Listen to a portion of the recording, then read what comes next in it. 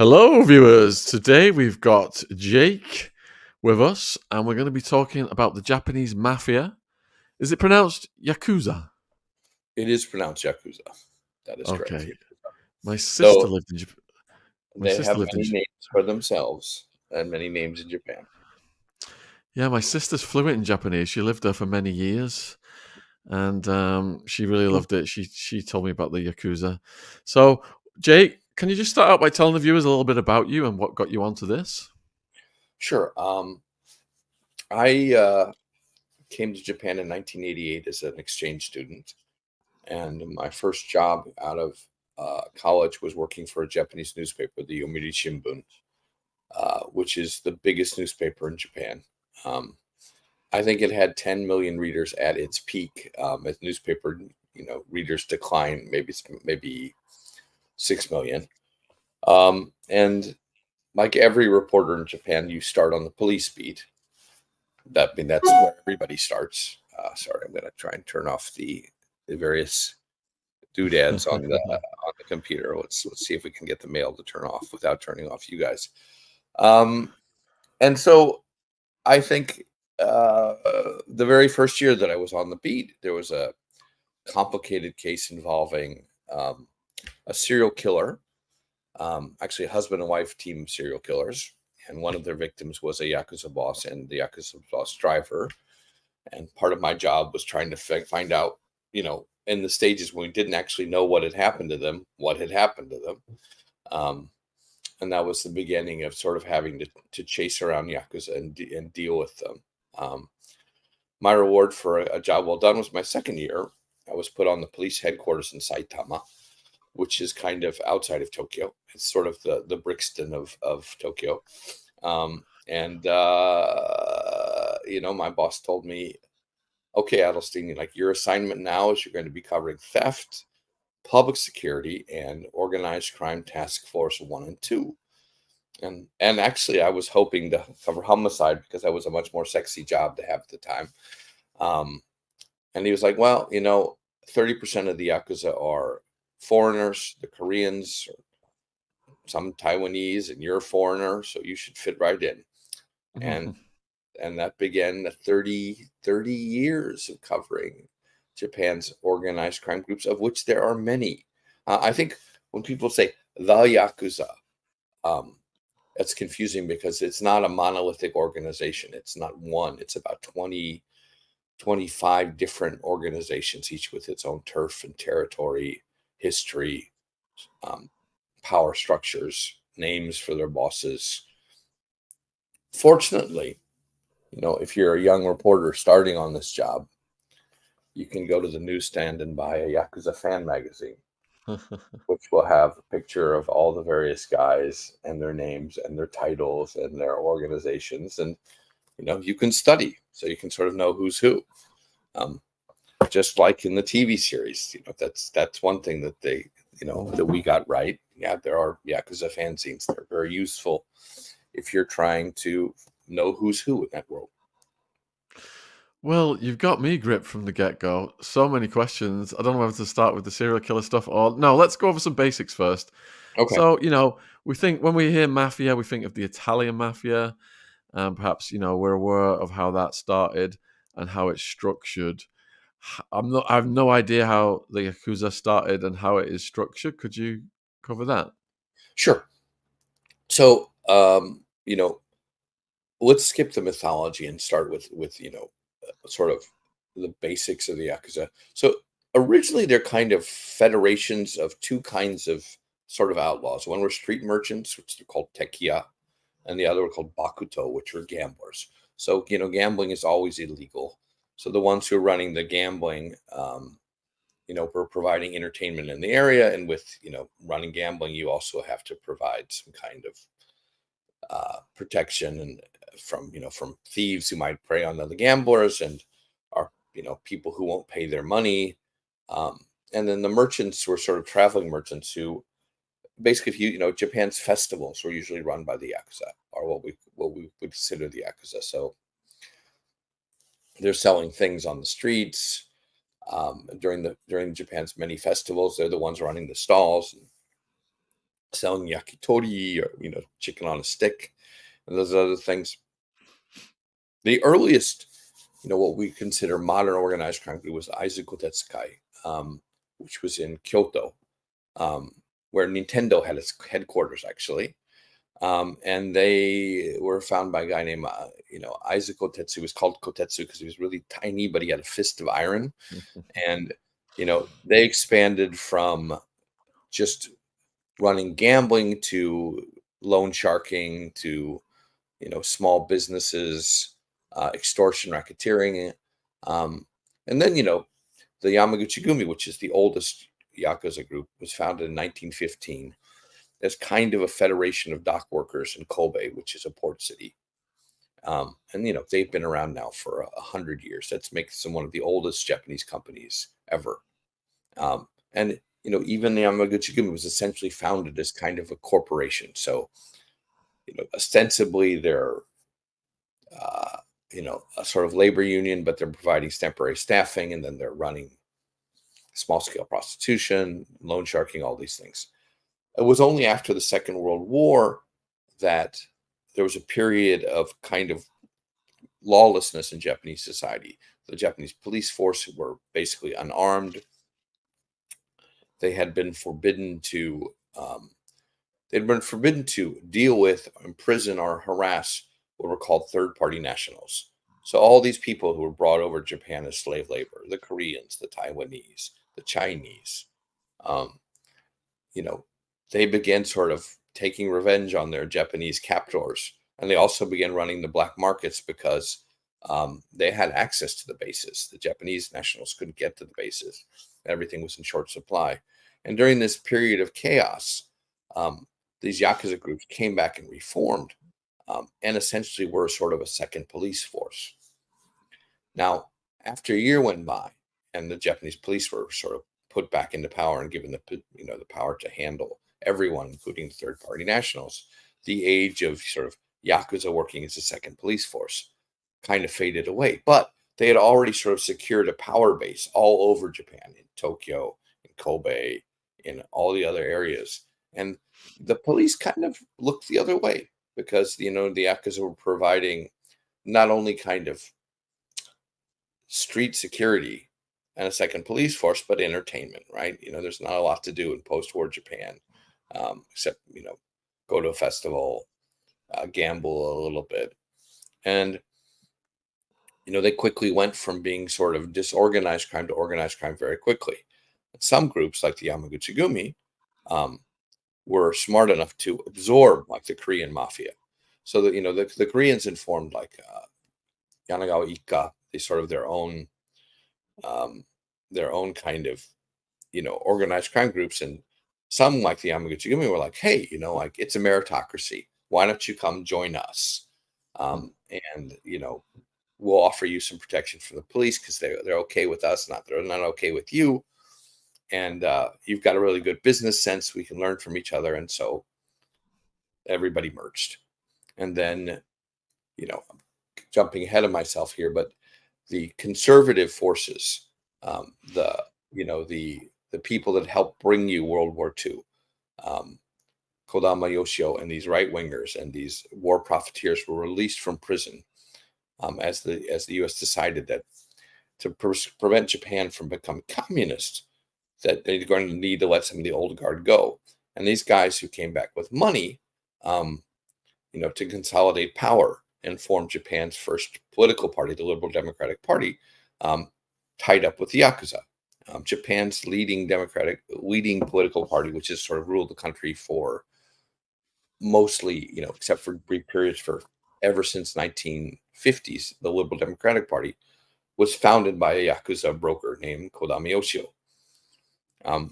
So when you have, your own politicians, and you have deep political connections, you flourish.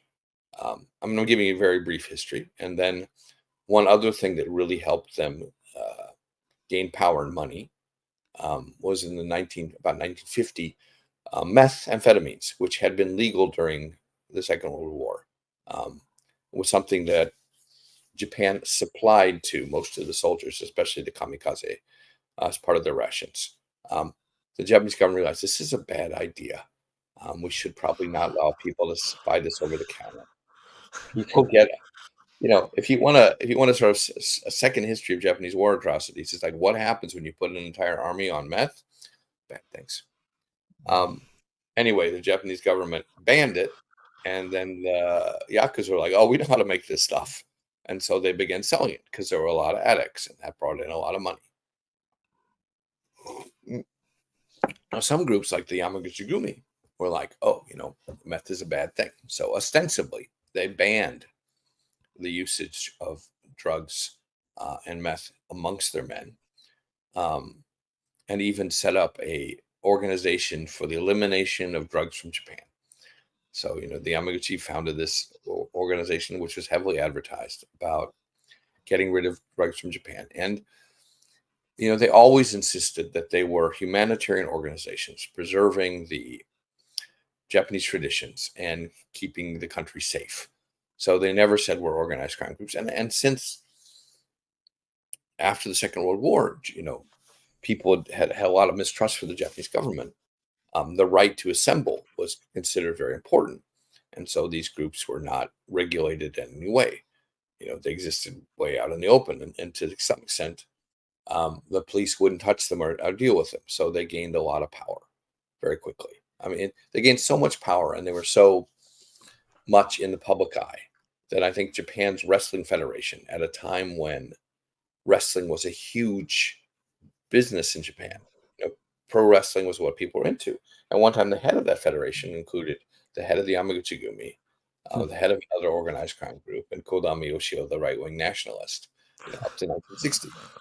And so, some of the Yamaguchi-gumi set up a talent agency called Kobe Genosha, which had some of Japan's most famous singers and entertainers as part of their organization. So, meanwhile, so you have the Yakuza basically running a lot of the streets in Japan, openly having businesses, construction companies, entertainment firms.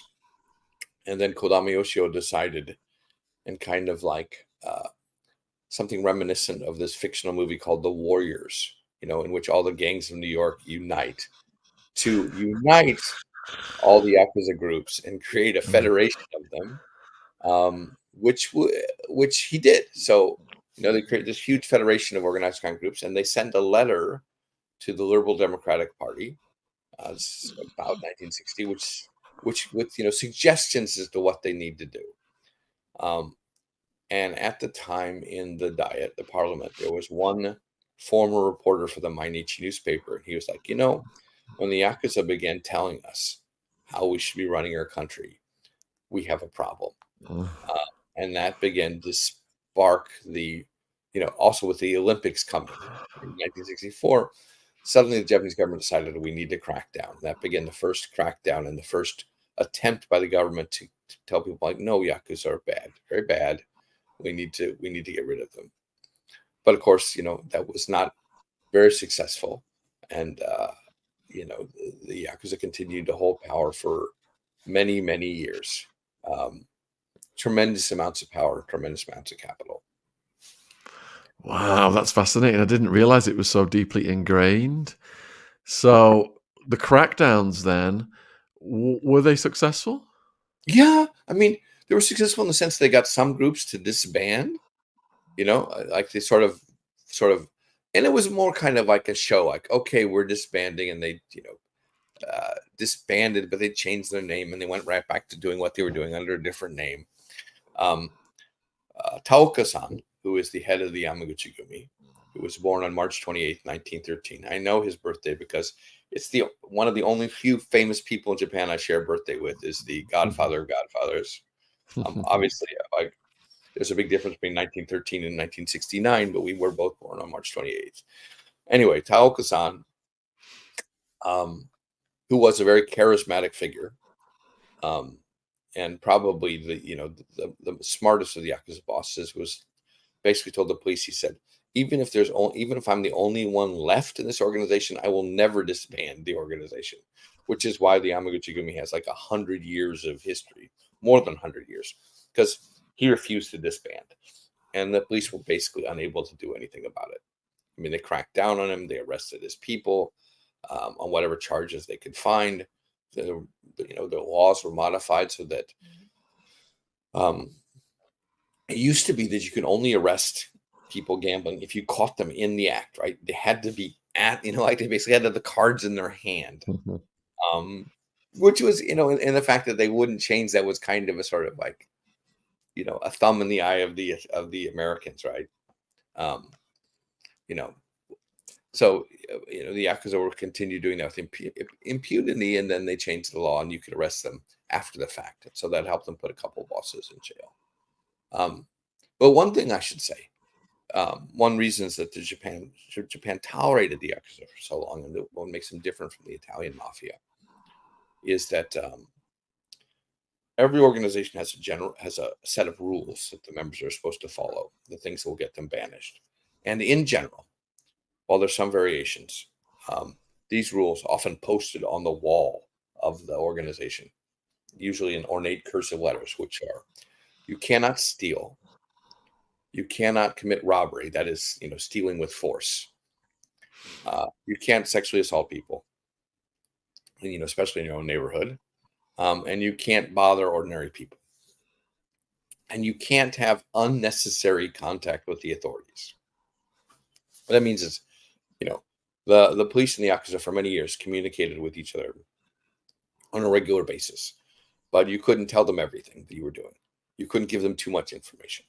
Um, but because they didn't get involved in street crime, they didn't break into people's houses, they didn't allow purse snatchings and robberies on their territory. To some extent, if you had them in your neighborhood, you were safe. They would never bother people in their own neighborhood, where they had their offices. And they sort of provided a service, which the services were, you paid them protection money if you had any kind of trouble, hoodlums hanging out in the area, customers wouldn't pay their bills, um, you know, noise from construction, making it impossible to do karaoke. You could go to them and they would take care of those problems for you. Wow. Okay. So if there were these crackdowns, but they remained deeply ingrained because it's kind of like they sacrificed elements, but then they reformed.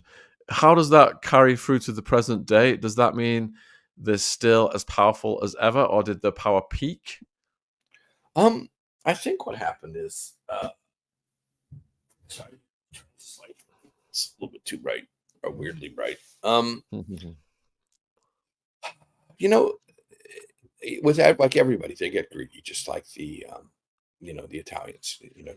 So it's like, okay, meth is good money, so they got involved in meth. Um, especially during Japan's kind of real estate bubble, starting in the late '80s. At first, the Yakuza were basically working for the banks. Like, real estate is valuable. Whatever you can acquire, you can turn around and sell very quickly. But Japan has very strong renters laws. So it's very hard to evict people. Um, you can take them to court. It takes forever. You're often going to lose. As long as someone is paying rent, they have a right to live where they live. It's a good thing. But the Yakuza quickly were hired by banks and real estate companies to terrorize people to leave their property, which is something that normally, technically, really only a lawyer is allowed to do. And so they began doing this, and banks would terrorize people, clean out these neighborhoods, consolidate the properties, sell them. Huge buildings would go up. A lot of money was being made.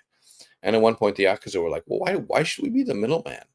Like, instead of just chasing out the tenants, why aren't we acquiring the properties ourselves and turning them around?"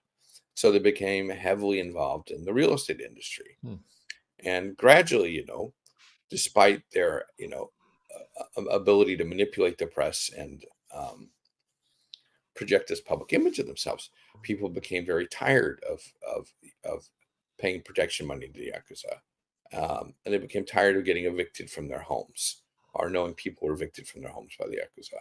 The real estate bubble collapses, and it turns out like that a lot of these distressed properties that are going to have to be seized, um, are owned by the Yakuza. And the Yakuza are not graceful about, um, you know, taking losses. And as the banks start foreclosing on them, one or two bank managers get killed and whacked, and suddenly, no one wants to touch those properties. Let me just pause you there. Did they have a preferred method of executing bank managers? Shooting them. Japan is a country with very strict gun laws. Almost, it is possible to get a hunting license, but almost no one owns a gun. And the penalties for owning and the penalties for using a gun or owning a gun or owning a bullet are so severe that ordinary citizen will deal with them. Yeah, if you shoot someone, that sends a message that it's the Yakuza, um, and you don't have to shoot that many bankers for them to fall in line. Um, Wow. what? There's a saying in Japanese, "Hyakai." What is it? Ichibatsu hyakai shikazu, uh, which is basically one punishment is worth 100 rules. So, make an example out of one person, and that's enough. Um, and I think that the original, I think it was a Sumitomo bank manager who was shot to death. I don't think that was ever solved. Um, but suddenly you have these, this economic crisis. All Japan is heavily in debt. There's all these companies that are, um, have lost millions to the Yakuza, and in some sense, the taxpayers are supposed to bail them out. And so the Japanese government was like, okay, you know what? This is about 1991. It's like, we need to do something about organized crime. It's also becoming sort of an embarrassment because it's being written about. Like, Japan's gangsters are doing Mhm. interviews during the bubble period. It became very clear that Japan's gangsters were like, Chicago style Al Capone, you know, mobsters, right? They've got fan magazines. They're in your face. People know who they are. The Japanese government and police don't seem to be able to do anything about them or want to do anything about them. So very weak laws were put on the books in 1992. These anti-organized crime laws, and Itami Juzo, who was a famous film director there, made this movie called Minbo no Onna, The Gentle Art of Japanese Extortion, which was a dark comedy about dealing with the Yakuza. And the message of the film was that if you work with the police and you work with lawyers who specialize in dealing with organized crime. I mean, that says a lot about a country when you have a subclass of lawyers who all they do is deal with organized crime problems, right? There's fewer of them now as the Yakuza fade away. But, that was a specialized part of the industry. Like, how do you deal with the Yakuza? How do you break contracts with them? How do you get them off of your property? How do you stop them from harassing you? Um, anyway, that was the message of his film, which lampooned the Yakuza. It made them look like dishonorable thugs. Um, and most of this film is set in a very fancy hotel, modeled after an actual hotel in Kobe, in which the Yakuza are like, constantly harassing the hotel staff, extorting money from the hotel, uh, you know, uh, in hundreds of ways. So they're portrayed in the not in a very nice fashion. Um, and the movie was a hit, but one crime boss, in particular Goto Tadamasa, did not like the film because it made fun of him, and it did not put the Yakuza in a good light. So, 5 of his goons grabbed the film director in the parking lot in front of his house and then carved up his face very slowly, um, so it would leave marks, and then fled. And they were caught. And the film director Itami Juzo had a press conference. Um, and I think for many people, it was kind of a wake up call, like, oh yeah, the Yakuza, they're like, these are bad people. Like, just like in this movie, this is what they do. They extort money. Uh, they don't add value. They use fraudulent schemes to get cash out of innocent citizens. All this talk about not bothering ordinary people, um, that's all a lie too. They're preying on ordinary people, and that began turning the tide. But really, these anti-organized crime laws, and I think I've got a chapter in the last Yakuza talking about this in great detail, um, were designed so that basically the Yakuza got a warning. The second was a cease and desist, and the third strike was you would actually get arrested. So in many ways for the Yakuza, this was kind of like a great thing. So, instead of getting their members arrested for extortion, um, you'd get a warning, and you could do it a second time. And then, then if it's like you got a warning again, like, okay, we can quit. So you kind of knew when to quit. And one of the things that also has made the Yakuza trend successful is, as a member, the benefits are pretty good in this sense. Not only did the Yamaguchi Gumi start offering kind of like a retirement plan Hmm. starting in the late 90s, as when the group split apart into various factions. But if you remember the Yakuza and you committed a crime on behalf of the organization, whether that was an assassination or roughing up someone who wouldn't pay protection money, and you went to jail, they took care of you. I mean, they took care of you in the sense that, while you were in jail, your family was looked after. Uh, Someone regularly was putting money into your account in the prison so you could buy, little tobacco and sundries and things, or they were bringing things directly to you in prison. And when you got out, you got a promotion and a wad of cash. So that really helps ensure loyalty. And to their credit, not only did they do that for um, your family, like, but if you had a wife and a mistress, they looked after both of them, because that's they're very family oriented, right? They understand that maybe not all people you need to support are necessarily your own family. So that was good, right?